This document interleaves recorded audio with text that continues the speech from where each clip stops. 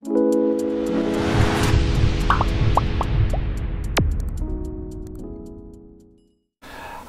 বিষয় 2024 সালের অষ্টম শ্রেণীর প্রথম পর্যায়ক্রমিক মূল্যায়নের অঙ্কের প্রশ্ন এবং তার উত্তর। তোমাদের প্রথম পর্যায়ক্রমিক মূল্যায়নে পূর্ণমান থাকবে 15 এবং এর জন্য তোমার সময় হবে 30 মিনিট। এর আগে তোমাদের প্রথম পর্যায়ক্রমিক মূল্যায়নের বাংলার প্রশ্ন এবং উত্তর করিয়েছি, তোমরা যারা যারা দেখোনি তাই জন্য লিঙ্ক ডেসক্রিপশন বক্সে আছে, তোমরা সেখানে দেখে নিতে পারো। এই ভিডিওটা একটু আমি ডিটেলসে করার চেষ্টা করেছি, তার জন্য ভিডিওটা একটু বড় হবে। তোমরা সকলে মন দিয়ে ভিডিওটা দেখতে থাকো। একটি আয়তাকার খেলার মাঠের ভেতরের চারিদিকে 3 মিটার চওড়া একটি রাস্তা আছে। রাস্তা সহ খেলার মাঠের দৈর্ঘ্য 40 মিটার হলে রাস্তা বাদে মাঠটির দৈর্ঘ্য কত হবে? তো দেখে নিই এটা কিভাবে আমরা করব। দেখো রাস্তা সহ এই যে দেখতে পাচ্ছ একটা আয়তাকার মাঠ আছে, এই মাঠটার চারিদিকে 3 মিটার চওড়া একটা রাস্তা আছে, তার ফলে রাস্তা সহ দৈর্ঘ্য হয়েছে 40 মিটার। দেখতে পাচ্ছ 40 মিটার হয়েছে। এবার যদি ধরে নিই চারিদিকে 3 মিটার রাস্তা আছে, এদিকেও 3 মিটার রাস্তা, এদিকেও 3 মিটার রাস্তা, এদিকেও 3 মিটার রাস্তা, এদিকেও 3 মিটার রাস্তা, তাহলে যে শুধু মাঠটা পড়ে থাকলো, এই শুধু মাঠটার দৈর্ঘ্য কত হবে? তাহলে 40, এই গোটাটা 40 থেকে এদিকে 3 বাদ, এদিকে 3 বাদ, তাহলে 40 বিয়োগ 3 বিয়োগ 3, তাহলে শুধু মাঠটার দৈর্ঘ্য হলো, তাহলে 40 বিয়োগ 3 বিয়োগ 3 করলে 34 হয়। এইভাবে দেখো ব্যাখ্যাটা তোমাদের লেখার দরকার নেই, ব্যাখ্যাটা তো শুধু তোমাদের বোঝার জন্য করানো হয়েছে। তো মাঠটির দৈর্ঘ্য কি হবে? আর রাস্তা সহ মাঠটির দৈর্ঘ্য 40 মিটার, রাস্তা বাদে মাঠটির দৈর্ঘ্য 40 বিয়োগ 3 যোগ 3, তার মানে 3 যোগ 3 হয় 6, তাহলে 40 বিয়োগ 6 মানে হচ্ছে 34 মিটার। তাহলে দেখে নিই এখানে যে অপশন আছে, এখানে অপশনগুলোর মধ্যে 34 মিটার কোথায় আছে? এই দেখো 34 মিটার আছে। তাহলে আমরা উত্তরটা এইভাবে লিখবো, দেখো উত্তর বি 34 মিটার। বোঝা গেল? এইভাবে আমরা উত্তরটা লিখবো। এবার দেখো পরের যে প্রশ্নটা আছে, একটি কার্ডের দৈর্ঘ্য x মিটার এবং প্রস্থ x-5 মিটার হলে ক্ষেত্রফল হবে। তো আমরা দেখে নিই এটা আমরা কিভাবে করব। দেখো কার্ডের দৈর্ঘ্য বলে দিয়েছে x মিটার, তাহলে আমরা কার্ডটা এঁকে ফেললাম x মিটার, আর প্রস্থ বলেছে x-5 মিটার, সেটাও এঁকে ফেললাম x-5। এবার দেখো কার্ডটির ক্ষেত্রফল আমরা জানি কোনো আয়তাকার ক্ষেত্রের ক্ষেত্রফল হয় দৈর্ঘ্য গুণ প্রস্থ। তাহলে দৈর্ঘ্য যদি x হয় এবং প্রস্থ যদি x-5 হয়, তাহলে দৈর্ঘ্য গুণ প্রস্থ কি হবে? x into x-5। তাহলে x ইন্টু কে আমরা এইভাবে লিখতে পারি x ব্র্যাকেট শুরু x-5 ব্র্যাকেট ক্লোজ, তাহলে এটা হচ্ছে বর্গ মিটার। তাহলে দেখবো আমাদের কোথায় x ইন্টু x-5 আছে। দেখো দেখো x ইন্টু x-5 বর্গ মিটার, অর্থাৎ c হচ্ছে সঠিক উত্তর। তাহলে আমরা লিখে ফেলবো যেটা সঠিক উত্তর, একটি কার্ডের দৈর্ঘ্য x মিটার, প্রস্থ x-5 মিটার হলে ক্ষেত্রফল হবে x ইন্টু x-5। c দিয়ে লিখে ফেলবো x ইন্টু x-5। এবার দেখো চলে আসছি গ নম্বর, অর্থাৎ পরের প্রশ্ন দেখো কি আছে, x⁴ minus 4x³ plus 6x² এবং x² এর বীজগাণিতিক সংখ্যামালার দুটির গুণফলে x⁵ এর সহগ হলো। তো এটার দেখো যেটা উত্তর হবে c-4। কিভাবে এলো ব্যাখ্যাটা আমরা দেখে নিই। আগে এই দুটো সংখ্যামালার গুণ করছি, এই সংখ্যামালাটা এবং এই সংখ্যামালাটা, এই দুটো সংখ্যামালাকে আমরা গুণ করব। দুটো সংখ্যামালা গুণ করলে আমরা যেটা পাবো দেখে নিই।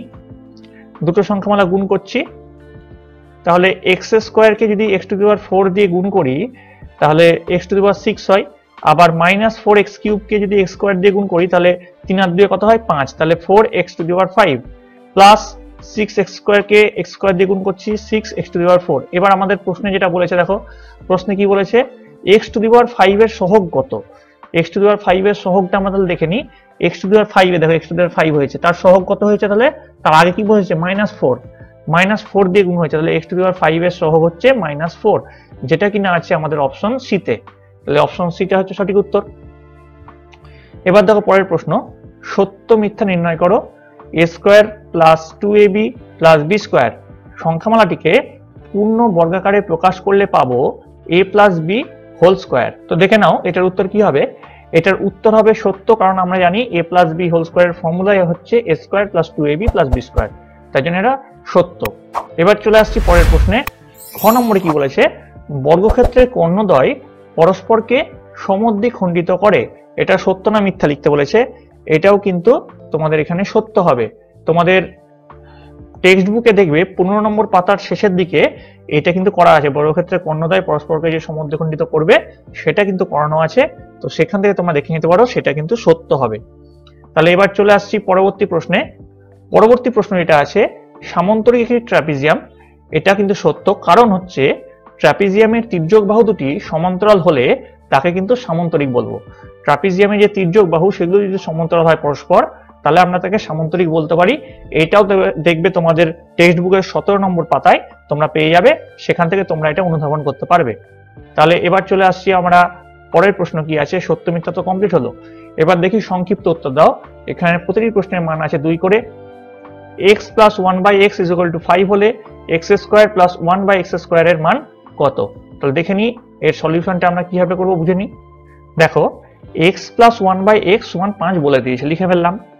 এবার x plus 1/5 is equal to 5, এর দুটো পক্ষকে যদি আমরা বর্গ করি অর্থাৎ স্কোয়ার করে দিই, তাহলে কি পাবো? x প্লাস 1/x x এর whole square is equal to 5 এর স্কোয়ার। এদিকে স্কোয়ার করলে আমাকে এদিকেও স্কোয়ার করতে হবে, তাহলে সেটাই করলাম। এবার দেখো এটা অনেকটা a প্লাস বি হোল স্কোয়ারের ফর্মুলায় পড়ে গেল। x কে আমরা ধরছি a, 1/x কে ধরছি আমরা b, তাহলে a square plus 2ab plus b square হিসাবে যদি আমরা করি, তাহলে x square plus 2 into x into 1/x plus 1/x square. আর এদিকে 5 স্কোয়ার হচ্ছে 25, তাহলে সেটাই বসে গেল। এবার দেখো x square plus 2 plus 1/x square, এখানে x x কেটে গেল, তাহলে থাকলো উপরে 2, এই উপরের x আর নিচের xটা কেটে গেল, তাহলে পরে থাকলো 2, তো সেটাই লিখলাম আমি, বাই 1/x স্কোয়ার সমান 25। এবার এই দুইটা যদি এদিকে চলে যায় তাহলে 25 বিয়োগ 2 হয়ে যাবে, আর পরে থাকছে কি x square plus 1/x square, তো সেটাই লিখলাম। তাহলে 25 বিয়োগ 2 করলে কত হয়? 23। তাহলে নির্ণয় সমাধান x square plus 1/x square is equal two 23। এবার তোমরা এই অঙ্কটা অন্য একটা পদ্ধতিতেও করতে পারো, অঙ্ক তুমি যে কোনো পদ্ধতিতে করতে পারো, অঙ্কের উত্তর ঠিক হলেই অঙ্ক ঠিক। তো বিকল্প পদ্ধতি দেখে নি। দেখো বিকল্প পদ্ধতিতে তোমরা x square plus 1/x square, যেটা তোমাদের এখানে চেয়েছে x square plus 1/x square, এটাকে তোমরা লিখে নাও, দিয়ে এর ফর্মুলাটা a স্কোয়ার প্লাস b স্কোয়ারের যে ফর্মুলাটা হয়, হ্যাঁ, অর্থাৎ a প্লাস b এর হোল স্কোয়ার মাইনাস 2ab, এই ফর্মুলাতে তোমরা যদি ভেঙে ফেলো তাহলে a প্লাস b এর হোল স্কোয়ার অর্থাৎ x প্লাস 1/x এর whole square minus 2 into x into 1/x, বোঝা গেছে? এবার x প্লাস 1/x এর মান তো আমাদেরকে 25 দিয়েই দিয়েছে, তাহলে 25 বসিয়ে দিলাম, না সরি, x প্লাস 1/x এর মান দিয়েছে আমাদেরকে 5, তাহলে 5 এর স্কোয়ার হচ্ছে 25, 25 বিয়োগ 2, তাহলে 25 বিয়োগ 2 হচ্ছে 23, তাহলে এখানেও আমাদের উত্তর 23 বেরোলো, আগের পদ্ধতিতেও কিন্তু আমাদের উত্তর 23 বেরিয়েছিল। তাহলে দুই ভাবে যদি আমরা যেভাবে খুশি আমরা অঙ্ক করব, যে কোনো একটা পদ্ধতিতে আমরা অঙ্কটা করব, দুটো ক্ষেত্রে কিন্তু উত্তর বেরোবে 23। তো বোঝা গেল। এবার চলে আসছি পরবর্তী প্রশ্ন 3 খ। একটি সমবাহু ত্রিভুজের প্রতিটি বাহুর দৈর্ঘ্য 3x - 2 সেন্টিমিটার হলে ত্রিভুজটির পরিসীমা নির্ণয় করো। দেখো লিখবে একটি সমবাহু ত্রিভুজের প্রতিটি বাহুর দৈর্ঘ্য সমান, তিনটে বাহুরই কিন্তু দৈর্ঘ্য সমান হয়, তাহলে সমবাহু ত্রিভুজের পরিসীমা কি হবে? 3 ইন্টু প্রতিটি বাহুর দৈর্ঘ্য বা একটি বাহুর দৈর্ঘ্য, একটি বাহুর দৈর্ঘ্য বলে দিয়েছে 3x - 2, তাহলে তাকে যদি আমরা 3 দিয়ে গুণ করি তাহলে তার পরিসীমাটা পেয়ে যাব। তো 3 ইন্টু একটি বাহুর দৈর্ঘ্য কত? 3x - 2, প্রতিটি বাহু মানে হচ্ছে একটি বাহু, তো 3 ইন্টু 3x - 2 করলে 3 তিরিকে 9, 3x আর 3 দুগুণ 6 মাইনাস 6, তাহলে 9x - 6, এটা হচ্ছে সঠিক উত্তর। বোঝা গেছে? এবার দেখো চলে আসছি পরের প্রশ্নে।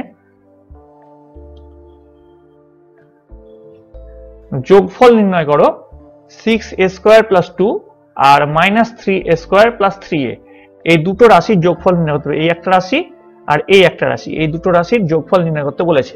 তো দেখে নিই আমরা এই উত্তরটা কিভাবে করব। তো এই দুটো রাশির যোগফল যদি নির্ণয় করতে দেয় তাহলে আমরা লিখে নিলাম এই রাশিটা যোগ এই রাশিটা, যেমন যেমন আছে ঠিক তেমনি ভাবে লিখে নিলাম। এবার যদি যোগটা উঠে যায়, যোগের বাইরে থেকে ব্র্যাকেটটা যদি উঠে যায়, যোগ ব্র্যাকেটটা যদি উঠিয়ে দিই তাহলে কি করবো? যেমন আছে ভেতরের রাশিটা ঠিক তেমনি ভাবে লিখে দেবো। 6a স্কোয়ার প্লাস 2 যেমন আছে লিখে দিলাম, সঙ্গে মাইনাস 3a স্কোয়ার আছে, মাইনাস 3a স্কোয়ার লিখে দিলাম, প্লাস 3a লিখে দিলাম। এবার দেখো করবো কাটাকাটি, কেমন আছে? 6a স্কোয়ার থেকে যদি 3a স্কোয়ার বাদ দিই তাহলে কত হয়? 3a square. এবার এখানে প্লাস 3a আছে, তো প্লাস 3a লিখে দিলাম, আর এখানে থাকছে প্লাস 2, তাহলে প্লাস 2টাও এখানে লিখে দিলাম, তাহলে হলো 3a square plus 3a plus 2। আশা করি তোমরা এটা সকলে বুঝতে পেরেছো। এবার চলে আসছি পরবর্তী যেটা আছে 4 ক। উৎপাদকে বিশ্লেষণ করো। x to the power 4 plus x square Y square plus y to the power 4। এটাকে আমাদেরকে উৎপাদকে বিশ্লেষণ করতে বলেছে, এর মান আছে 4। তো দেখো এটা কিভাবে করব আমরা, আগে আমরা রাশিটা লিখে নিলাম। রাশিটা লেখার পরে দেখো রাশিটা বলেছে x to the power 4 plus x square Y square plus y to the power 4।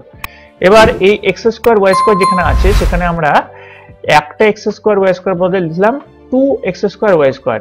কিন্তু আমরা এমনিতে তো রাশি বাড়াতে পারি না, আমাদের তার মানে কিছু বিয়োগ করতে হবে, অর্থাৎ 2x স্কোয়ার ওয়াই স্কোয়ার থেকে যদি minus X square Y square বাদ দিই তাহলে কিন্তু সেই এক্স স্কোয়ার ওয়াই স্কোয়ারটাই থেকে যায়, অর্থাৎ রাশির সেরকম কোনো পরিবর্তন হচ্ছে না।